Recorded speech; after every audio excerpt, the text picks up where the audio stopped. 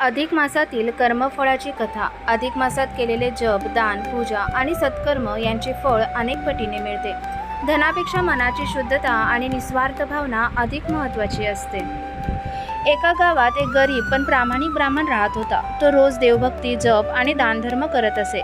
त्याची पत्नी मात्र थोडी स्वार्थी होती. तिला वाटायचं की एवढं दान करून आपल्याला काय मिळतं.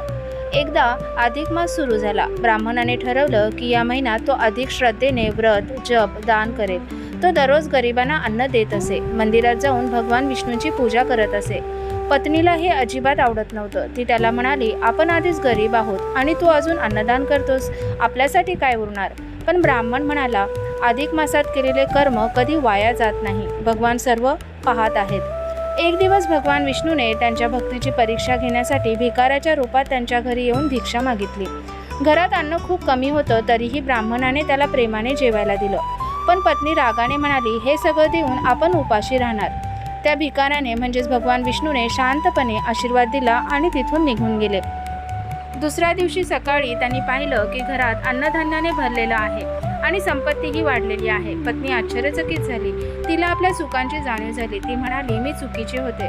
अधिक मासात केलेले सत्कर्म खरोखरच फळ देतात. अधिक मासात केलेले सत्कर्म अनेक पटीने फळ देतात. निस्वार्थ दान आणि भक्ती कधीही वाया जात नाही. देव योग्य वेळी कर्मफळ देतात.